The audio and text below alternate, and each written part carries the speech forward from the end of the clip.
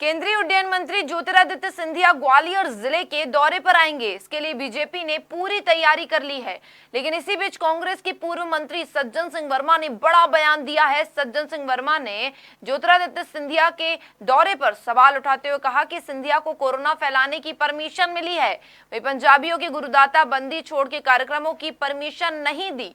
इसी के साथ ही यूपी में नरेंद्र गिरी महाराज की आत्महत्या के मामले में सरकार पर तंज भी कसा। इसी के साथ ही मोहन भागवत को बीजेपी के सबसे बड़े वकील ये बताया गया। पूर्व मंत्री हमारे बीच माननीय लाखन सिंह जी हमारे प्रदेश कांग्रेस कमेटी के कोषाध्यक्ष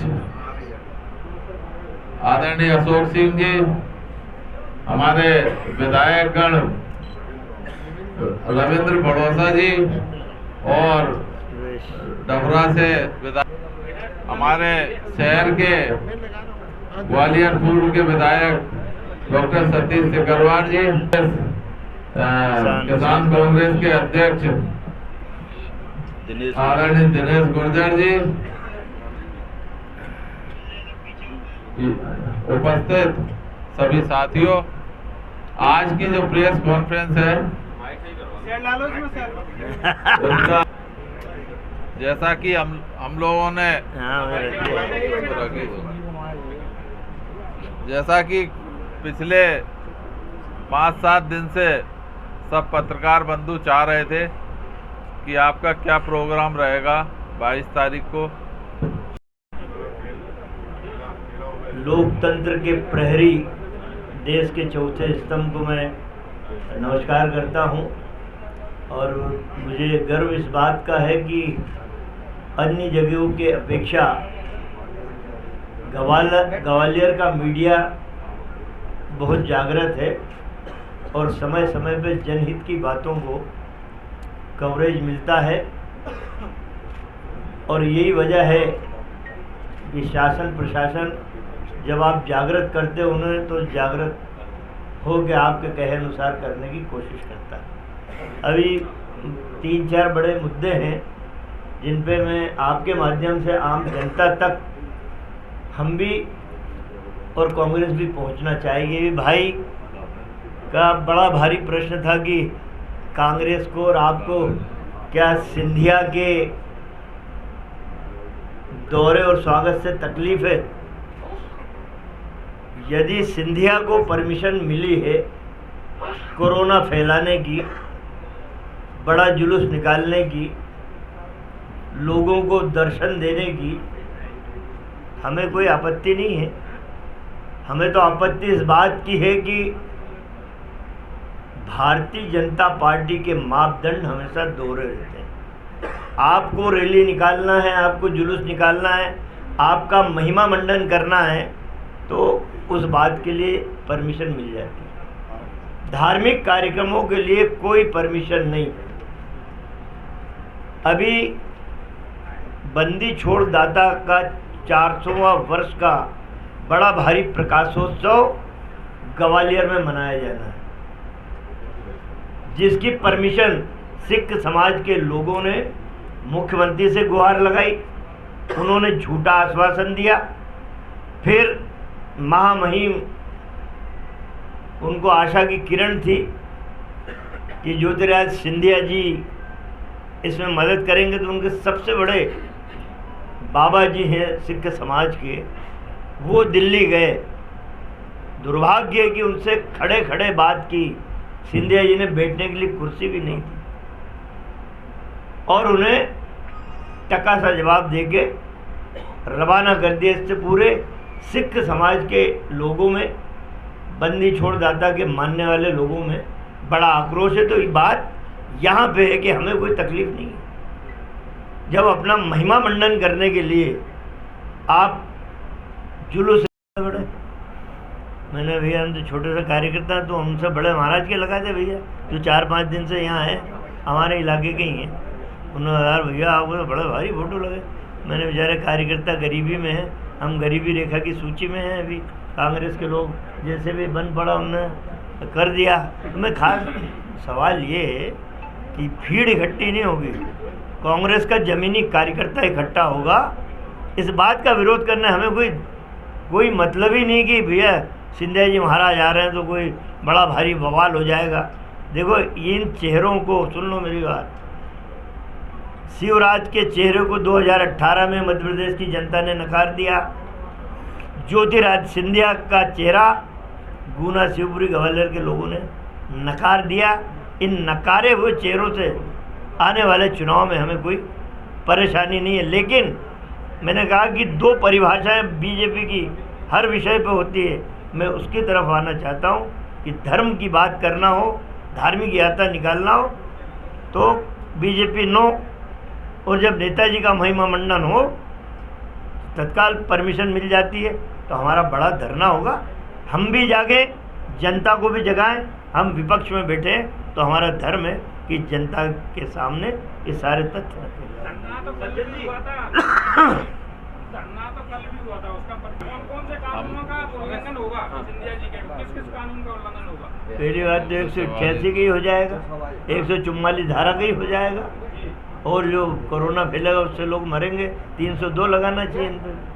अभी आपके मंच पे देख रहे हैं, इस पे भी कानूनी कार्रवाई नहीं, कोई कानूनी कार्रवाई नहीं। किसी का मास्क नहीं है, किसी के सोशल डिस्टेंसिंग नहीं है, जो कानून का तो भैया है, तुम्हारी पुलिस में दम हो तो लगा दो भाई। अरे तुम्हारी पुलिस में दम हो ग्वालियर की तो बना दो केस, हम तो बैठे। नहीं कानून का। उमा भारती ने क्या कहा, उमा भारती ने क्या कहा IAS IPS के लिए? कल बड़ा बयान था, क्या उठाते हैं? अब मैंने नहीं बोला भैया, उमा भारती ने बोला। लेकिन बात ये है ना, जिनमें धार्मिक आस्था है उनको आप परमिशन नहीं दे रहे हो, वो हम निपट लेंगे, कांग्रेस के लोग जानते हैं। आदरणीय साथियों, खुद का महिमा मंडन और धार्मिक जुलूसों को, कार्यक्रमों पर रोक। एक बड़ी घटना कल इस देश में हुई है। स्वामी आचार्य नरेंद्र गिरि जी महाराज, जो राष्ट्रीय अखाड़ा परिषद के अध्यक्ष, उनकी हत्या हो जाती है। भारतीय जनता पार्टी नारा लगाती है, धर्म की जय हो, अधर्म का नाश हो।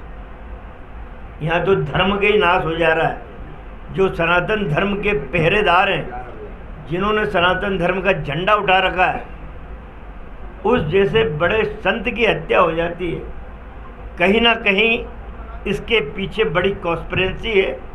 मैं तो आरोप लगाता हूँ कि कहीं ना कहीं केंद्रीय सरकार के चंद लोगों का इसके पीछे हाथ है। जिन लोगों ने नरेंद्र गिरि जी के खिलाफ जो दूसरा गुट है, उसके कंधे पे हाथ रख रखा है। एक इतने बड़े संत की हत्या हो जाना निश्चित रूप से सनातन धर्म पे एक बड़ा आघात मैं मानता हूँ। साथियों, नरेंद्र मोदी जी और भागवत जी के बारे में एक दो बात करना चाहूँगा। मैंने कहा ना कि भारतीय जनता पार्टी की परिभाषाएं समय समय पर बदल जाती हैं। नरेंद्र मोदी साहब और तमाम बीजेपी के नेता चिल्ला रहे हैं कई वर्षों से कि कांग्रेस ने 70 साल में क्या किया, कांग्रेस ने 70 साल में क्या किया। हवाई अड्डा तुम्हारे पिताजी ने बनाया क्या इस देश में? रेलवे ट्रैक और रेलवे स्टेशन तुम्हारे पिताजी ने बनाया क्या? हाईवेज तुम्हारे पिताजी ने बनाए क्या? टेलीकॉम राजीव गांधी जी की देन है कि तुम्हारे पिताजी ने बनाया क्या? LIC जो इस देश की सबसे दूध देती संस्था है, उसको आप बेच रहे हो। कांग्रेस ने 70 साल में जो एसेट्स इस देश के तैयार की, उसको तो बेच रहे हो। तुम्हारा बनाया हुआ क्या है? ये उन्हीं का जवाब उनको मिल रहा है। और एक दिन मोदी एक बड़ा बोर्ड दिल्ली में लगा देगा, इंडिया फॉर सेल, और खरीदार होंगे टाटा, बिरला, अडानी और अंबानी। आप देख लीजिए कौन सी ऐसी संस्था है जो ये बेच नहीं रहे। कांग्रेस ने जो एसेट्स देश को दी, उसको आप बेचने में लगे। एक धर्म की बात और कर ले। आज मेरे शहर में आरएसएस के राष्ट्रीय प्रमुख मोहन भागवत जी इंदौर में हैं। अभी आपने पढ़ा होगा 8 दिन पहले उन्होंने कहा कि हिंदू और मुसलमान का डीएनए एक है। परिभाषाएं बदलती हैं, आप देखिए। ये बड़ा गहरा विषय मैं आप साथियों से शेयर कर रहा हूं। बड़ी गहराई से चिंतन का विषय है। मोहन भागवत का आज बयान सुन रहा था कि हम राजनीतिक दल नहीं हैं, लेकिन सबसे बड़े वकील बीजेपी की आप बन के जो भी करते हैं हमें कोई गुरेज नहीं है, हमारी सेना भी है इसके लिए। मैं ये कहना चाह रहा था साथियों, जब चुनाव आते हैं उसके चंद महीनों पहले से भारतीय जनता पार्टी और आरएसएस का एजेंडा भारत की धरती पर लागू हो जाता है। वो कहते हैं कि हिंदू भाइयों सावधान रहो, सावधान हो जाओ।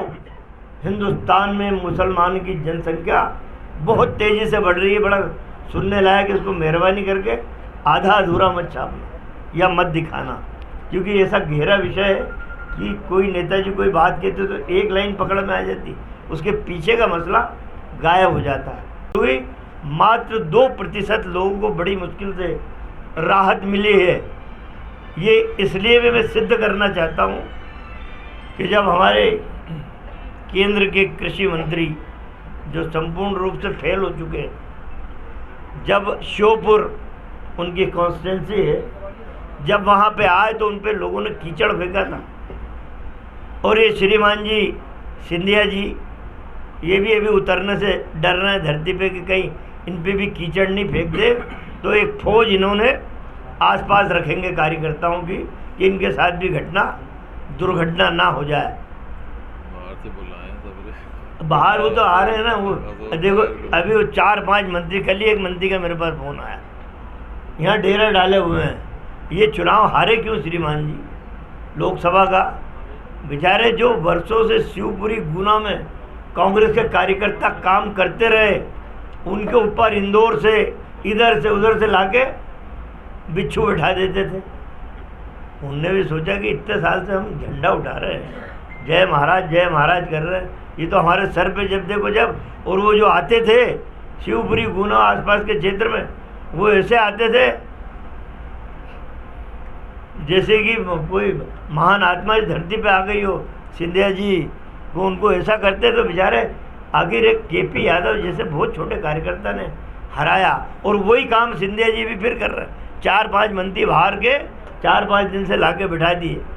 तो यहाँ का कार्यकर्ता अपने मन में इतना मलाल है उसको, तो ये तो इतिहास गवाह है कि सिंधिया घराने ने गलतियाँ दोहराई हैं, झांसी की रानी से लेके कांग्रेस के इस शासनकाल तक और आगे भी जो भी है। तो साथियों मेरा ये कहना है कि कहीं विकास की बात नहीं है, कहीं ऐसा कुछ नहीं है कि जिसके लिए आप जनता को दर्शन देने आ रहे हैं। राजा महाराजाओं का समय खत्म हो गया है।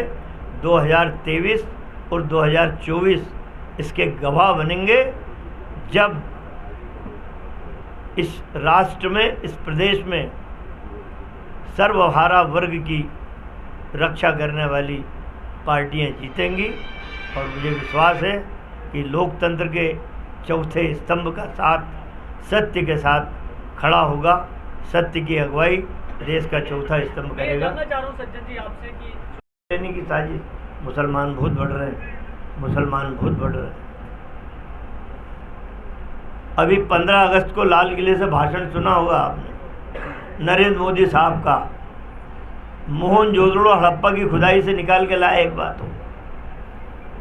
उनने कहा कि मेरे सीने में दर्द है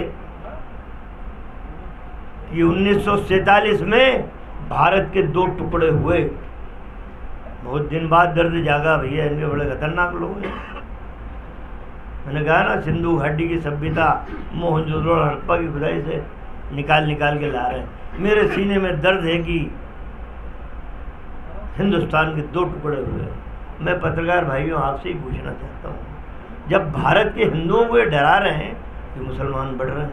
मुसलमान, यदि पाकिस्तान के मुसलमान भी यहाँ रह जाते, पाकिस्तान अलग नहीं होता, तो मोहन भागवत जी, नरेंद्र मोदी, तुमको खड़े रहने की जगह नहीं मिलती हिंदुस्तान में।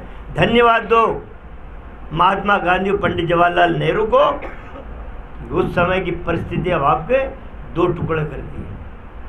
आप लोग दिखाते हैं, आप लोग छापते हैं, मैं परोस रहा हूँ तथ्यात्मक बात की क्या स्थिति होती है उस समय। मेरा अनुरोध आप सब साथियों से, हम तो छोटे मोटे सामाजिक कार्यकर्ता हैं, नेताजी हैं छोटे मोटे, कोई शासकीय तंत्र हमारे पास नहीं है। कल आप शासकीय तंत्र का नंगी नौटंकी देखेंगे। आरटीओ को निर्देश दे दिया गया है कि जितनी गाड़ी चाहिए, जितनी बसें चाहिए, 4 व्हीलर चाहिए, कमिश्नर परिवहन को निर्देश दे दिए, कार्यकर्ताओं को खुली छूट है, जितनी गाड़ियाँ चाहिए ले जाओ, क्योंकि महामहिम आ रहे हैं। उनके स्वागत में पैसा अथाह बहाया जाएगा, कोई बात नहीं। मेरा ये कहना है कि कोरोना के संक्रमण काल में श्रीमान ज्योतिरादित्य सिंधिया जी, ये आप लोगों ने खूब छापा है, ग्वालियर की जनता ने देखा है, और उनका रटा रटाया भाषण भी ग्वालियर के लोगों ने सुना। मेरे घराने का और ग्वालियर के लोगों का पीढ़ियों का संबंध है। हजारों लोग मर गए, पीढ़ियों का संबंध पता नहीं कहाँ गायब हो गया। अभी हवाई सर्वे हवाई जहाज में बैठ के उन्होंने किया। बाढ़ की विभीषिका ग्वालियर चंबल संभाग को निकल रही थी, घड़ियाली आंसू बहाने के लिए हवाई सर्वे उन्होंने किया। बड़ी मुश्किल से जो मैंने पता लगाया है, इतने घर परिवार बन जाए, वो कौन से अब बन जाते हैं, साधु महात्मा बन जाते हैं भैया। मतलब विपक्ष की आवाज़ वो भी दबाएं, तुम भी दबाओ, मतलब साधु संत बन जाए। नरेंद्र गिरी जी की जगह भी खाली हो गई है। क्या आपने कहा था कि मुख्यमंत्री बदलने वाले प्रदेशों को? हाँ, मैंने ये कहा था, आगाज हो चुका है। 15 दिन के अंदर मध्य प्रदेश की धरती पे भी राजनीतिक परिदृश्य बदलेगा। और ये असल में देखो, बीजेपी वाले बड़े कलाकार और चमत्कारी, वो समझ गए कि वो रूपाणी काका की वजह से नहीं जीत रहे थे वो। अभी ये इसको 18 में नकार दिया शिवराज को, तो अभी गाड़ी धका दी कि यार पैसा वैसा इसने लगाया है विधायकों की खरीद फरोख्त में, तो अभी थोड़ा समय इसको दे दो कि माल वाल कमा ले। अब हो गया टाइम उसका, अब उसके बदलने का समय आ गया कि जनता ने उस चेहरे को नकार दिया। अब नया चेहरा लाने की तैयारी होगी। कौन आएगा? आपके इलाके से है क्या? कौन आएगा? देखो यार, मैं बताऊँ, बहुत छोटा आदमी आएगा। अच्छा, पिछड़े वर्ग को हटा रहे हैं तो लाएंगे पिछड़े वर्ग ही हो, बहुत छोटा आदमी। आज चक्कर में पड़े हो यार। क्या भूमिका रहेगी सिंधिया जी की आपके हिसाब से? सिंधिया जी अगला चुनाव और लड़ लें, लोकसभा का लड़ लें, भूमिका तय हो जाएगी। राज्यसभा नहीं, लोकसभा एक और लड़ लें, हमारे बहुत दमदार उम्मीदवार हैं। ग्वालियर आ जाएं, तो महामहिम वहीं से पधार रहे हैं ना, उधर से ही आ रहे हैं, तो जाके जनता को जरा जागृत कर लें, बढ़िया स्वागत करना, अच्छा स्वागत करना। भाई पहली बार धरती पर उतरे, जिस मास्टरों के लिए उन्होंने कांग्रेस के समय कहा कि शिक्षकों भाई बहनों तुम्हारे लिए सड़क पे उतरना पड़ा तो सड़क पे उतरूंगा, वो बेचारा शिक्षक सड़क पे ही है, ये हवाई जहाज में उड़ के उड्डयन मंत्री बन गए। एक-एक करके उपचुनाव में किस तरह की तैयारी रहेगी और क्या? देखो, हमारे ऑब्जर्वर, हम जिन जिन लोगों की ड्यूटी हमने लगाई है, 3-3, 4-4 बैठकें उन विधानसभाओं में हमारी हो गई है। बूथ कमेटियां तक निर्माण हो गया है, मंडलम सेक्टर बूथ कमेटी। दमोह के पैटर्न पे ही हम चुनाव लड़ रहे हैं। कमलनाथ जी ने कहा कि मैं आम सभा लेने नहीं जाऊंगा उन विधानसभाओं में, मैं सिर्फ मंडलम, सेक्टर और बूथ कमेटी के लोगों से एक टेंट लगा दीजिए, मैं सिर्फ उनसे बात करूंगा, उनको जवाबदारी दे के आऊँगा कि तुम्हारे कंधों पे चुनाव है किसी बड़े नेता से। पहले कांग्रेस तो धरातल में चली गई, कांग्रेस बची कहाँ है? बीजेपी संगठन कांग्रेस नीचे ऐसे करते रहे। अरे यार, कमलनाथ जी ने इस सिलावट को मिलावट के खिलाफ युद्ध के लिए कहा था, वो सिलावटी मिलावटी निकल गया। अरे क्या आदमी बात करेगा। आजा जाए, सुनो एक मिनट, आजा, कसम है तुमको, मैं यहीं बैठा हूँ। इससे, ये बड़ा विद्वान आदमी है, इससे ज्योतिरादित्य सिंधिया, पूरा नाम एक बार बुला देना। ज्योतिरा बोलता है, ज्योतिरा सिंधिया, ज्योतिरा सिंधिया। मैं तो वहीं रहता हूँ। पहले कांग्रेस काले झंडे दिखा रही थी, अब क्या हुआ? कांग्रेस क्या कहेगा? पहले कांग्रेस काले झंडे दिखा रही थी, सिंधिया जी को, अब हाँ। क्या कांग्रेस? कांग्रेस क्यों थकेगी यार भैया, ये बैठे हैं दमदार चेहरे। कांग्रेस थकने का काम, काले झंडे दिखाने से क्या होगा, उसका मुंह काला हो जाएगा।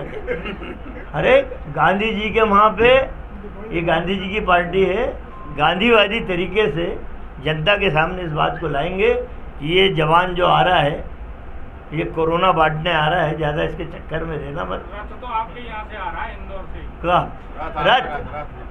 अरे देखो, इंदौर बड़ी उर्वरा धरती है, उसी रथ में बड़ी उर्वरा धरती है इंदौर। तो वो उसी ने बुलाया। अब ये महाराज हारते इसलिए, ये इंदौर इधर भोपाल सब जगह से बुला लेता और बेचारे कार्यकर्ता निराश हो जाते हैं। हाँ, जैसे आपने कहा कि वो बीजेपी में नया परिवर्तन होगा, ओबीसी चेहरा आएगा, तो आपकी पार्टी ये कर रही है, जैसे पंजाब में उन्होंने एक दलित सीएम दे दिया। हाँ जी, अच्छा करा, बहुत बढ़िया। परिवर्तन होगा अगला 2023 में जो भी विधानसभा चुनाव लड़ेंगे कांग्रेस, तो उसमें क्या केवल मैं भी राहुल गांधी बनने में टाइम है मुझे, अभी राहुल गांधी बनने में टाइम है, मैं इतनी बड़ी बात नहीं कर सकता। सज्जन जी, मैं ये जानना चाह रहा हूँ कि आप कह रहे हैं कि गांधीवादी तरीके से कल का धरना प्रदर्शन होगा। अब आपके साथ तमाम विधायक हैं पूरे ग्वालियर चंबल जी हाँ। ऐसा लग रहा है ये सारे लोग भीड़ लेके आएंगे, प्रशासन अगर नहीं करने देता धरना नहीं, प्रदर्शन, तो भीड़ नहीं रहेंगे, ग्वालियर के रहेंगे, बाहर के नहीं। भीड़ नहीं, यहीं के लोग स्थानीय स्तर पे। स्थानीय देखिए, लोग। पहले भी हुआ है, जब सिंधिया आए थे उस समय कितने लोगों ने गिरफ्तारी दी थी, आपको पता? सिर्फ मोबाइल पे खबरें हुई, और लोकल आदमी था यहाँ का, पास पास के गांव के, कितने 5-7 हज़ार आदमी, वो बड़ी घटना थी वो। तो सब यहीं लोकल लोग आएंगे और सबके फॉलोअर आएंगे, कांग्रेस के फॉलोअर आएंगे, कहीं भीड़ जुटाने की आवश्यकता नहीं है। स्वतः निकल के आप कहीं भी देख धरने लीजिए। से रोकेंगे तो प्रोटेस्ट करेंगे हम फिर दोबारा, यही कहता दिया। कार्यक्रम कर रही है, प्रेस कॉन्फ्रेंस कर रही है, लेकिन कांग्रेस पुनरावृत्ति कर देंगे 22 तारीख को।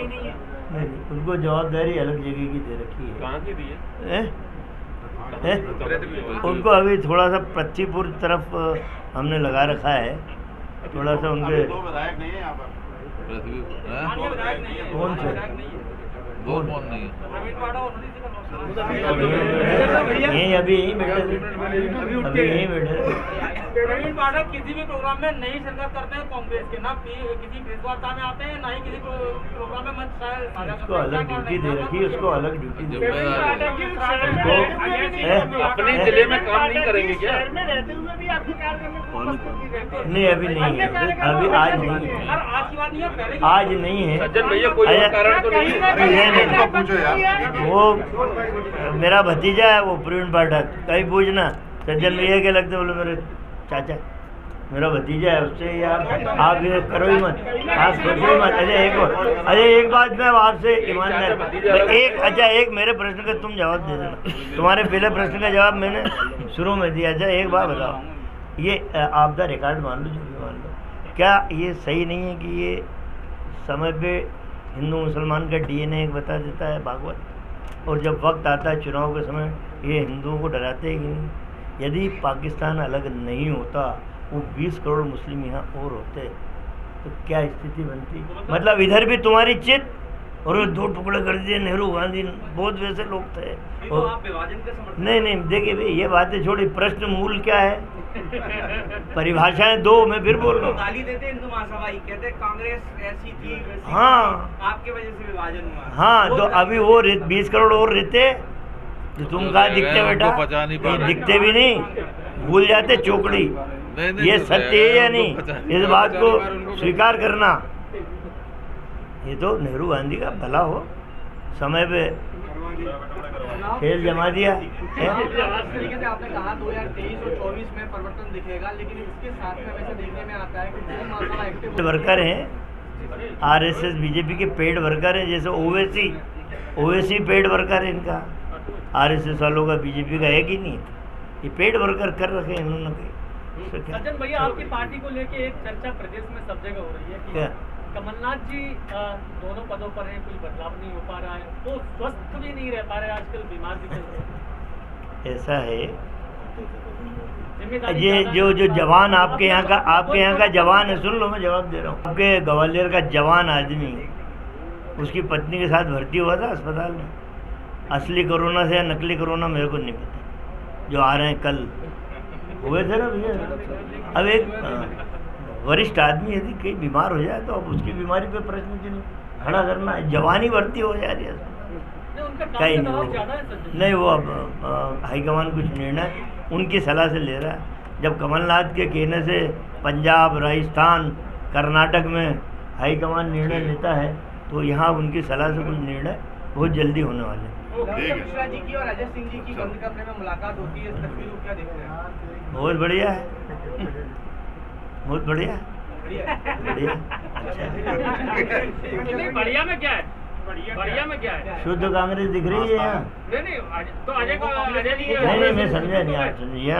शुद्ध कांग्रेस हमारी, वो नरोत्तम को न्योता देने की, बेटा आजा, 28 करोड़ खर्च किए थे शुरू में तूने विधायक खरीदने में, अब आ जाए इधर मामला, तो आएगा तो मंत्री बना देंगे 2023 में, इसलिए गए न्योता देने गए थे कि नरोत्तम आ जा, तेरी पूछ परख तो है नहीं ना, शिवराज पूछ रहा इधर, ये महाराज और उफान खा रहा है, तो तेरी जगह कहाँ है यहाँ पे, तुम आ जा भाई।